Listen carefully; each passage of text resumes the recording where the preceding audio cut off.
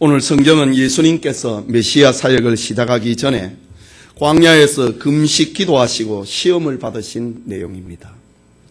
예수님이 시험당하신 광야와 40일은 출애굽한 이스라엘 백성들의 광야 40년과 대조를 이룹니다.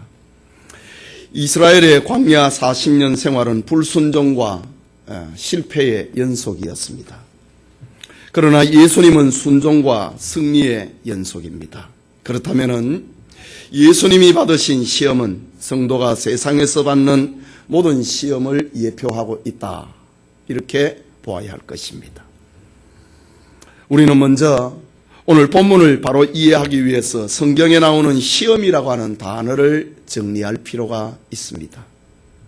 우리말 성경은 서로 다른 의미를 가지고 있는 단어를 똑같이 시험이라고 번역을 했지만은 원래 헬라어 성경, 원문 성경에는 시험이라고 하는 단어가 3개가 있습니다. 첫째는 도키마조라는 시험이라는 단어입니다. 이것은 테스트하는 거, 검사하는 거, 어느 일정한 선에 이르렀는지를 테스트해 보는 거, 그런 걸 가리켜서 도키마조라고 합니다. 이것은 학생들이 공부를 열심히 했는지 확인하는 시험과 흡사합니다. 하나님께서 성도의 믿음 성장을 확인하는 것과 같은 시험입니다.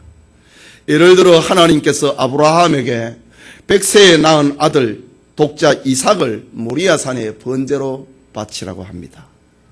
이것은 아브라함의 믿음을 알아보기 위한 시험이었습니다. 그리고 또 하나의 시험이라고 하는 것은 헬라말로 크리노라고 하는 것이 있습니다.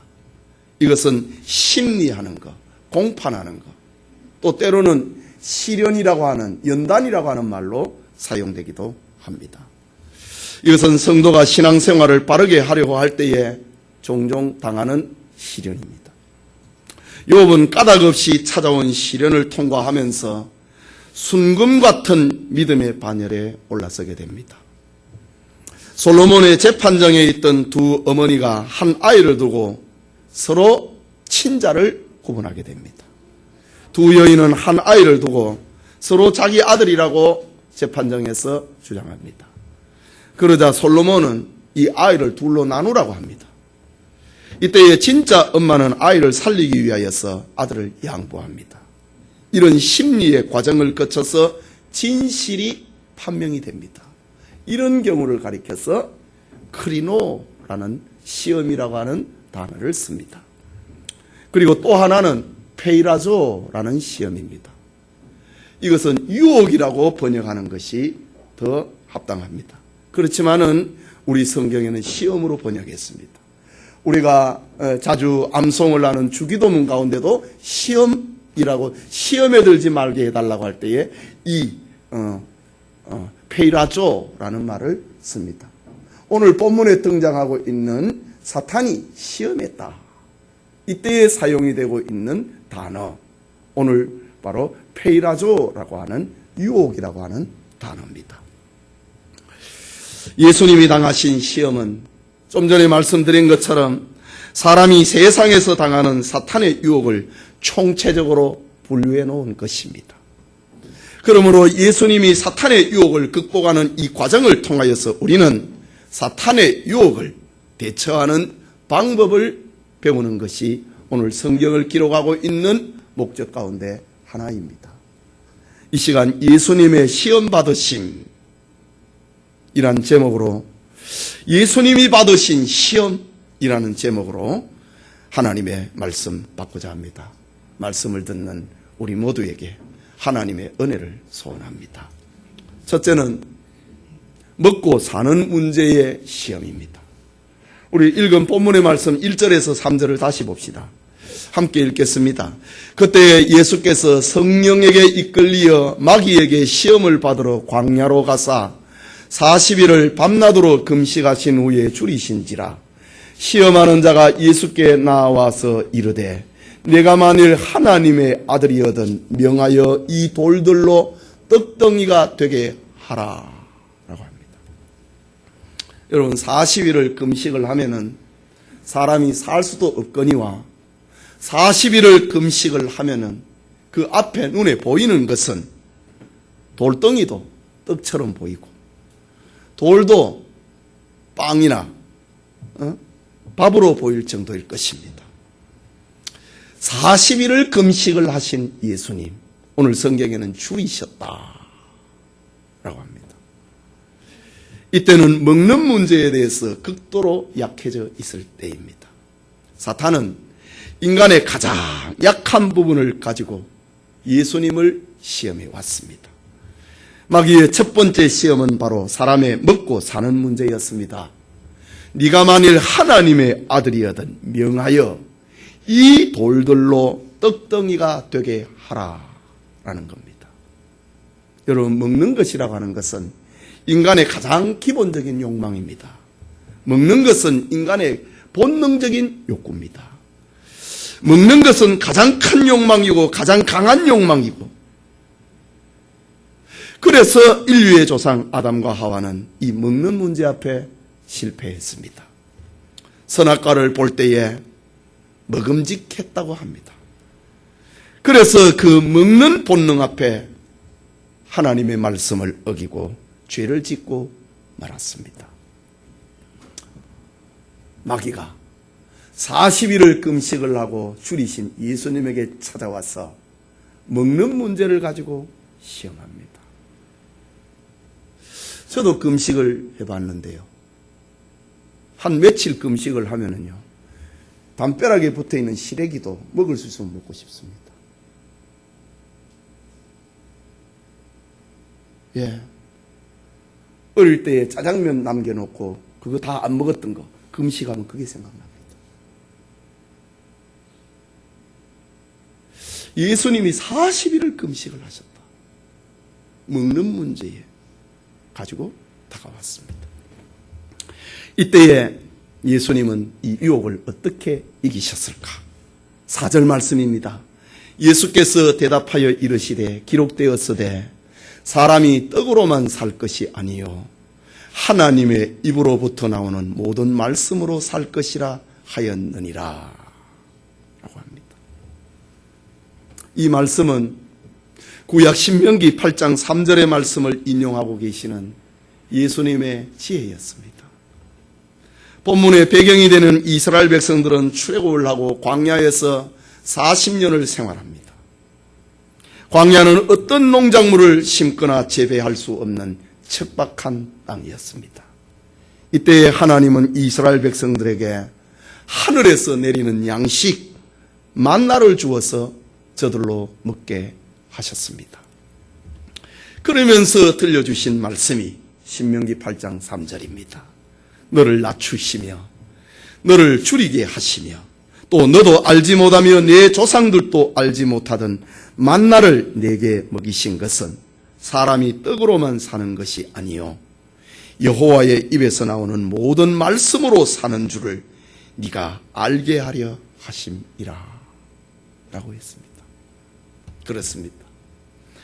사람이 세상에서 살아가는 생존의 길은 본래 땅을 파고 씨앗을 뿌리고 곡식을 재배해서 그 수고의 결실을 먹는 그런 존재로 지음을 받은 거 아닙니다.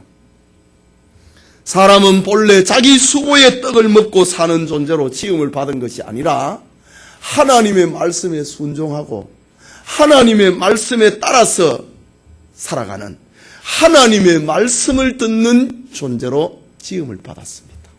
그 다음에 먹는 문제입니다.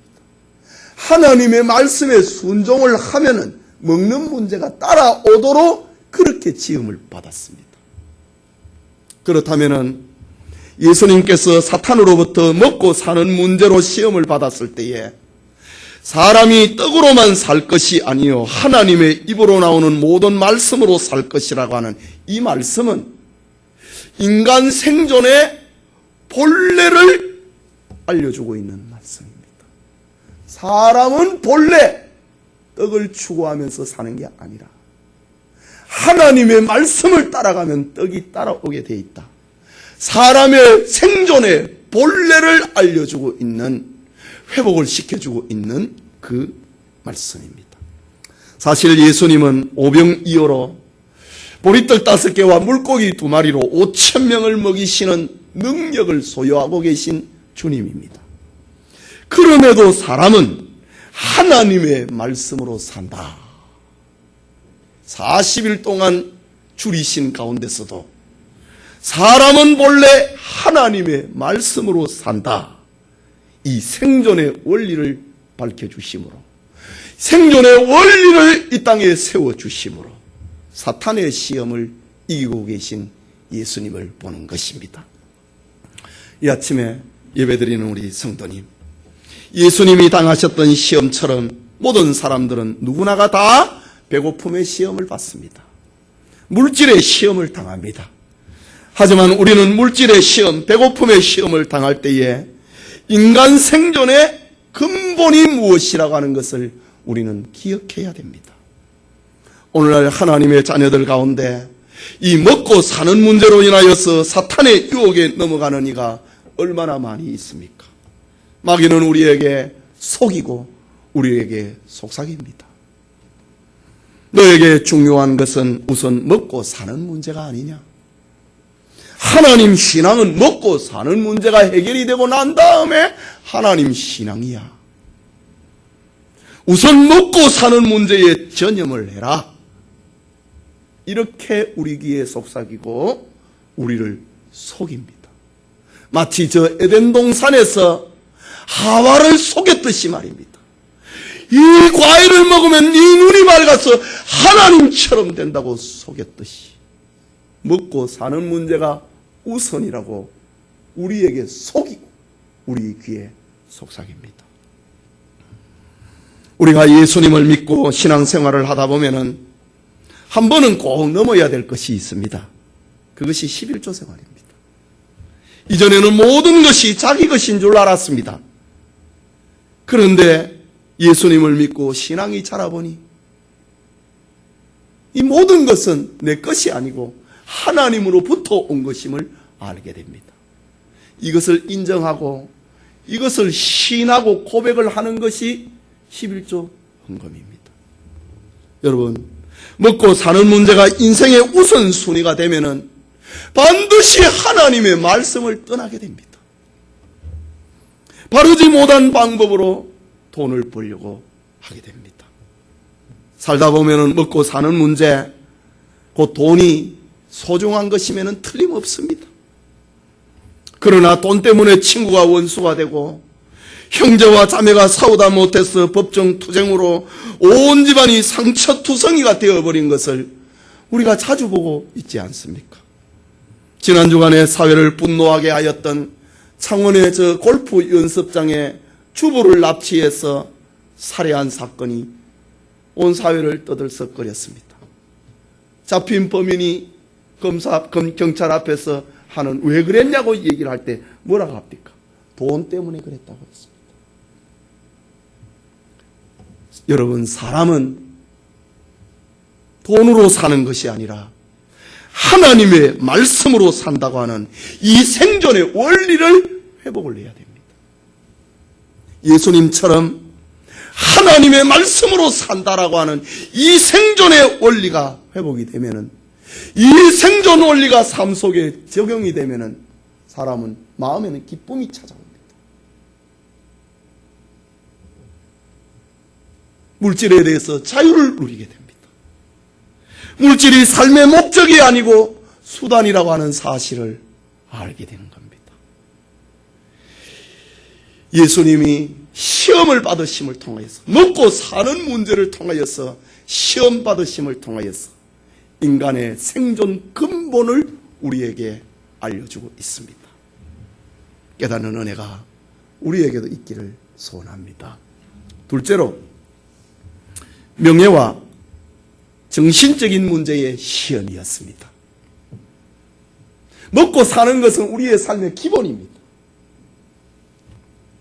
이 의식주 문제가 해결이 되면은 그 다음으로 다가오는 것이 뭘 좀 누리고 싶어 하는 겁니다.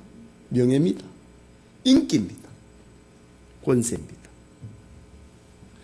먹고 사는 문제를 넘어서면은 그 다음에 찾아오는 겁니다. 이 명예, 인기, 이거 의식주 문제가 해결이 안 되면은 사람은 그 꿈도 안 꿉니다. 그러나 사람은 의식주 문제가 해결이 되면 반드시 누리고 싶어 합니다. 인기를 누리고 싶어 하고, 권세를 누리고 싶어 하고, 명예를 누리고 싶어 합니다. 사람들은 누구나가 다 인정받기를 원하는 정신적인 본능을 가지고 있습니다. 사탄은 바로 그것으로 예수님을 시험한 것입니다. 먹고 사는 문제가 해결이 된 다음에 사람들이 겪게 되는 문제에 대해서 시험했습니다. 본문 5절과 6절을 봅니다. 이에 마귀가 예수를 거룩한 성으로 데려다가 성전 꼭대기에 세우고 이르되 네가 만일 하나님의 아들이거든 뛰어내리라. 기록되었으되 그가 너를 위하여 그의 사자들을 명하시리니 그들이 손으로 너를 받들어 발이 돌에 부딪히지 않게 하리로다 하였느니라. 첫 번째 시험에 예수님께서 신명기의 말씀을 가지고 사람은 떡으로 사는 게 아니라 말씀으로 산다고 사탄을 물리쳤습니다. 그러자 사탄이 이제는 성경을 가지고 예수님에게 다가왔습니다. 이것이 무슨 말입니까? 사탄도 하나님의 말씀을 잘 알고 있다는 말입니다. 사탄도 하나님의 말씀을 이용할 줄을 안다는 말입니다. 사탄은 성경에 기록된 메시아의 말씀이 사실이자면 한번 확인해 보자고 하는 겁니다. 네가 하나님의 아들이면 공중에서 한번 뛰어내려봐라. 성경 시편 92편에 보면은 91편에 보면은 그가 발을 감싸서 다치지 않도록 만들어준다고 하는 그런 성경이 있는데 한번 확인해 보자라고 했습니다. 사탄은 하나님의 말씀이 사실이고 진실하다면은 그 말씀대로 이루어진다면은 그대가 하나님의 아들이라면 성전 꼭대기에서 뛰어내림으로 그러면 천사가 당신의 발을 받을 것이다. 그러면 당신은 세상에서 메시아로 인정을 받게 될 것이다. 하나님의 아들이거든 라고 했거든요. 메시아로 인정받을 것이다 라고 합니다. 여러분, 사탄의 말대로 이런 일이 벌어지면은 예수님은 사람들로부터 순식간에 메시아로 인정받게 될 것입니다. 사람들로부터 성전 꼭대기에서 뛰어내렸다. 다치지 않았다. 멀쩡하게 걸어갔다. 천사가 예수님을 받았다. 수많은 사람들로부터 순식간에 인기를 얻게 될 것입니다. 명예와 권세를 행사하면서 아무도 예수님을 대적한 사람이 없어지고 말 것입니다. 그렇게 예수님을 미워했던 바리새인들도 그리고 로마의 관원들도 예수님을 하나님의 아들로 인정을 하고 예수님의 말에 복종하게 될 것입니다. 그러나 예수님은 십자가를 지시지 않게 됩니다. 십자가를 예수님이 지시지 않으면 인류 구원을 위한 하나님의 구원 계획은 무너지는 것입니다. 좀 더 쉽게 표현하면 굳이 십자가로 갈 필요 있느냐? 성전 꼭대기에서 뛰어내리면 천사가 받을 것이다. 성경에 그랬지 않느냐? 그러면 당신은 바로 하나님의 아들로 인정을 받을 것이다. 굳이 고난의 길로 갈 필요가 있느냐? 넓은 길이 있지 않느냐? 이런 시험입니다. 그렇다면 이 시험에 예수님은 어떻게 극복하셨는가? 본문 7절의 말씀입니다. 예수께서 이르시되 또 기록되었으되 또 기록되었으되 라고 했습니다. 마귀가 성경을 가지고 예수님을 시험을 하니까 예수님이 또 기록되었으되 주 너의 하나님을 시험하지 말라 하였느니라 라고 말씀하십니다. 사탄이 성경을 인용해서 예수님을 시험을 합니다.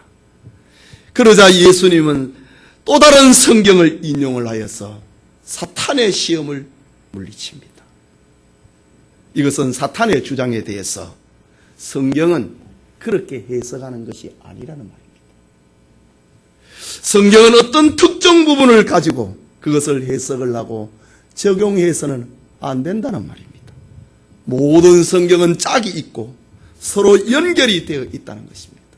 그렇기 때문에 어떤 특정 구절을 가지고 자기 목적을 위하여서 성경을 인용을 하고 해석해서는 안 된다는 말이 또 기록되었으되 라는, 성경은 그렇게 적용하는 게 아니야.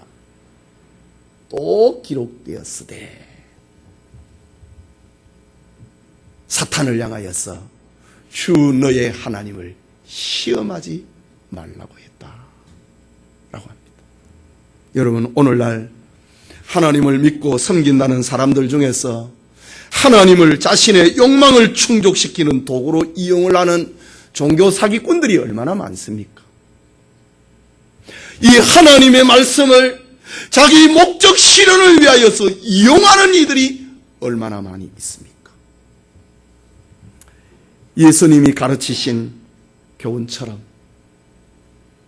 높은 데서 뛰어내려가지고 다치지 아니하는, 그래서 예수님이 하나님의 아들로 인정을 받는 그것이 아니라 예수님은 십자가의 길을 가십니다. 예수님이 가르치신 교훈처럼 교회의 사명은 만국을 호령을 하는 권세와 영광을 누리는 것이 아닙니다. 교회가 지향을 하는 것은 권력이 아니라 섬김의 자리입니다. 교회가 가야 할 자리는 주인의 자리가 아니라 종의 자리입니다. 교회가 권력을 추구하게 될 때에, 명예를 추구하게 될 때에 교회는 스스로 파멸에 이르고 맙니다. 예수님이 택하신 길은 바로 인기와 명예와 권력이 아니라 십자가의 길이었습니다. 하나님을 시험하지 말라고 했습니다. 예수님은 권력을 향하여서 몰려들이고 있는 무리들을, 그들을 집단화, 세력화하지 않았습니다. 예수님의 공생의 말기가 되면은 저 갈릴리의 베세다에서 보리떡 5개와 물고기 2마리로 5,000명을 먹이는 그런 기적을 행하십니다. 이때의 사람들이, 야, 저분을 우리의 왕으로 세우면은 우리는 로마군을 물리칠 수 있겠구나. 나라를 다시 독립할 수 있겠구나. 그래서 그 사람들이, 5,000명의 사람들이 세력화돼 집단화돼 가지고 예수님을 요한복음에 보면은 왕을 세우려고 했다고 합니다. 그때 예수님은 그들을 피하여서 산으로 기도하러 들어가셨다라고 했습니다. 예수님은 인기와 권세와 명예를 따라서 여기 오신 분이 아닙니다. 예수님은 자기를 따르는 사람들을 세력화해가지고 무슨 독립운동을 하려고 하신 분이 아닙니다. 예수님은 십자가를 지심을 통하여서 죄인을 구원하는 그 하나님의 뜻을 이루기 위해서 이 땅에 오신 분입니다. 예수님이 제자들에게 말씀하셨습니다. 마태복음 20장 27절에 너희 중에 누구든지 으뜸이 되고자 하는 자는 너희의 종이 되어야 하리라. 인자가 온 것은 섬김을 받으려 함이 아니라 도리어 섬기려 하고 자기 목숨을 많은 사람의 대속물로 주려 함이라 라고 합니다. 예수님이 100m나 되는 성전 꼭대기에서 뛰어내려가지고 멀쩡하게 돼서 사람들로부터 하나님의 아들로 인정을 받는, 그게 내 길이 아니라 내가 온 것은 목숨을 많은 사람들을 위하여서 죽음으로 대속물로 주려 함이라 라고 했던 것입니다. 여러분, 교회에서 열심히 일을 하는 사람들 중에 알게 모르게 내가 했다, 내가라고 하는, 자기가 앞장서서 영광을 차지하는 경향이 간혹 있습니다. 오늘 주님의 말씀처럼 내가 했다고 할 때 시험에 빠집니다. 자기를 알아주지 않으면 시험에 빠집니다.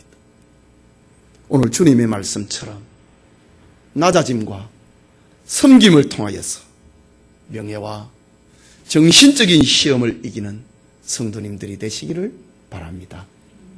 마지막으로 예배의 대상에 대한 시험입니다. 마귀가 예수님께 다가온 시험을 한번 보십시오. 첫째는 인간 근본에 대해 생존의 원리에 대한 겁니다. 시작입니다. 그 다음에 의식주 문제가 해결이 되면 명예를 추구하고 인기를 추구하는 그 삶입니다. 마지막으로는 목표입니다. 예배의 대상에 대한 시험입니다. 본문 8절과 9절을 봅니다. 마귀가 또 그를 데리고 지극히 높은 산으로 가서 천하 만국과 그 영광을 보여 이르되 만일 내게 엎드려 경배하면 이 모든 것을 네게 주리라 라고 합니다.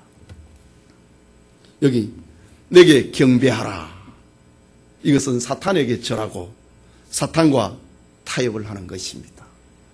사탄은 천하 만국과 그 영광을 가지고 예수님을 유혹했습니다. 여러분, 천하 만국과 그 영광은 엄청난 것입니다. 사람이 먹고 사는 문제가 해결이 되면은 명예와 정신적인 욕구를 채우려고 합니다. 그 다음에 나타난 사람들의 욕망은 뭐라고 생각하십니까? 의식주 문제가 해결이 되면은 그 다음에 누리고 싶어하는 정신적인 욕구를 채우려고 합니다. 그 다음에 사람의 욕망은 무엇이겠습니까? 그것은 바로 왕이 되고 싶어하는 겁니다. 다 가지고 싶은, 왕이 되고 싶어하는 것이 사람의 본능입니다. 죄 아래 살아가고 있는 사람의 본능입니다.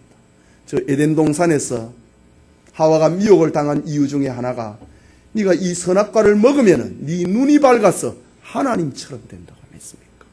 왕이 되고 싶은 겁니다. 인간의 욕망은 이렇게 끝이 없습니다. 그래서 예수님을 시험한 사탄은 만일 내게 엎드려 경배하면 이 모든 것을 네게 주리라. 왕이 되는 겁니다. 모든 것을 너에게 주겠다고 하는 겁니다. 여러분, 사람은 더 좋은 것을 먹고 싶어 합니다. 더 좋은 집에 살고 싶어 합니다. 더 많은 부를 가지고 싶어 합니다. 더 많은 권력을 가지고 싶어 합니다. 더 많은 쾌락을 누리고 싶어 합니다. 이것이 죄 아래 살아가고 있는 인간의 욕망입니다. 이것을 누리고 나면은 왕이 되고 싶어 합니다. 이것이 인류의 역사 아닙니까? 저 왕을 죽이고 내가 왕 돼야 되겠다. 이것이 우리나라의 역사 아닙니까? 그렇다면 예수님께 다가온 이 세 번째 시험, 이것은 인간의 욕망을 이루는데 충실하라고 하는 말입니다. 왕이 될 수도 있다는 겁니다. 그 길은 사탄에게 엎드려 경배하고 절하는 것이다. 다시 말을 하자면 인간의 끝없는 욕망을 가질 수 있는 그것은 바로 사탄에게 엎드려서 절하는 것하고 같은 것입니다. 이 모든 것을 다 가지고 싶어하는 마음, 그것은 사탄 숭배와 같은 것입니다. 우리는 하나님 앞에 본래 청지기로 지음받았습니다. 그런데 그 직분을 벗어나서 모든 것을 내가 가지고 싶어하는 것, 그것이 범죄한 인간의 모습입니다. 이때 예수님은 이 사탄의 시험을 어떻게 이겼을까? 본문 10절에 보면은 이에 예수께서 말씀하시되 사탄아 물러가라. 기록되었으되 주 너의 하나님께 경배하고 다만 그를 섬기라 하였느니라 라고 합니다. 예수님은 사탄의 노골적인 협상 제의를 한마디로 거절을 합니다. 사탄아 물러가라. 그리고 예배의 대상은 이 만물을 다 가지는 사탄 숭배가 아니라 예배의 대상은 오직 하나님께만 경배하고 그만을 섬기는 것이다. 나는 하나님으로부터 보냄을 받은 자다 라는 말입니다. 예수님을 시험한 사탄은 우리에게도 자신과 타협하기를 끊임없이 종용합니다. 한 번만 나에게 절하면 손쉽게 네가 얻을 수 있다. 한 번만 눈 질끈 감고 나와 타협을 하면은 네 앞길이 훤히 열릴 수 있다 라고 말입니다. 이때 우리는 단호하게 거절해야 됩니다. 목적에 대한 시험입니다. 하나님의 나라는 목적과 방법과 동기가 선해야 됩니다. 목적을 이루기 위해서 불법을 동원하면 안 된다는 말입니다. 성도 여러분, 사탄은 지금도 우리에게 먹고 사는 문제가 신앙생활보다 더 중요하다고 유혹합니다. 여러분은 어떻게 생각하고 있습니까?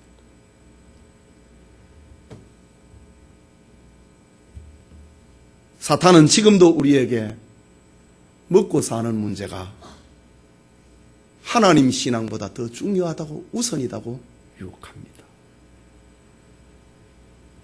어렵게 십자가를 지는 것보다 얼마든지 편하게 예수 믿는 길이 있다고 합니다. 굳이 십자가를 짊어지고 죽을 필요가 뭐 있느냐. 너가 성전 꼭대기에서 뛰어내리면, 하나님의 집 꼭대기에서 뛰어내리면은 너가 건강해진다고, 아무도 안 다친다고 했는데, 아무것도 안 다친다고 했는데, 그러면 너 하나님의 아들로 인정받는 거야. 십자가를 지는 것보다 편하게 예수 믿을 수 있는 길이 있다고 유혹합니다. 하나님을 예배하는 것보다 인간 욕망에 충실하는 것이 더 멋진 삶이 아니냐고 사탄은 유혹합니다. 이것은 확실히 사탄의 정체요, 사탄의 시험입니다. 예수님은 사탄의 시험을 고비고비마다 하나님의 말씀으로 물리쳤습니다. 하나님의 말씀은 먹고 사는 문제를, 명예와 정신적인 문제를, 그리고 예배의 문제를, 우리 인생의 목적의 문제를 다 지켜준다고 하는 사실을 우리에게 들려주고 있는 것입니다. 물론 오늘날 이단들도 성경을 인용합니다. 그러나 그들의 교리는 사상 누각에 불과합니다. 모래 위에 세워놓은 정각과 같습니다. 참된 교리가 형성되려면 성경 몇몇 구절을 가지고 세우는 것이 아닙니다. 저 피라미드의 꼭대기처럼 신구약의 모든 성경의 지지를 받아야 하나의 교리가 형성이 되는 것입니다. 그래서 종교개혁자 칼빈은 이사야서를 주석을 하면서 나는 성경이 침묵하는 곳에는 감히 어떤 언급도 하지 않는다 라고 했습니다. 이 시간 예배드리는 우리 성도님, 하나님의 말씀이 우리의 신앙의 표준이 되기를 바랍니다. 하나님의 말씀이 우리 행동의 표준이 되기를 바랍니다. 말씀이 우리의 표준이라고 하면서도 곁길로 간다고요. 하나님의 말씀이 우리 기도의 표준이 되기를 바랍니다. 하나님의 말씀이 전도의 표준이 되고 성도를 사랑하는 것의 표준이 되고 하나님의 말씀이 우리가 당하는 시험을 이겨내는 표준이 되기를 바랍니다. 우리가 당하는 시험이 클수록 우리는 더 크고 더 좋은, 더 필요한 하나님의 일꾼이 될 것입니다. 그러니 어떤 유혹이 다가오고 어떤 어려움이 다가와도 믿음을 지키고 시험을 이기고 하나님의 말씀을 붙들고 주님을 바라보시기를 바랍니다. 11절 말씀을 보십시오. 이에 시험을 다 이기신 예수님입니다.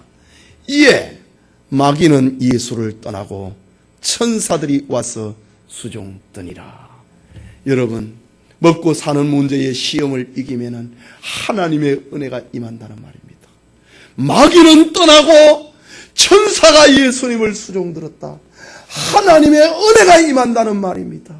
명예와 정신적인 문제의 시험을 이기고 나면은 하나님의 은혜가 임한다는 말입니다. 우리 인생 목표, 하나님을 예배하는 것이다. 이 시험을 이겨내면은 하나님의 은혜가 우리에게 찾아온다고 하는 말입니다. 하나님의 말씀을 붙잡고 기도하고 믿음을 지키면은 하나님은 우리로 시험을 이기게 하시고 위대한 하나님의 자녀로, 축복받은 하나님의 자녀로 변화시켜 주실 것입니다. 사탄의 시험에서 승리하는 우리 모두가 되기를 소원합니다.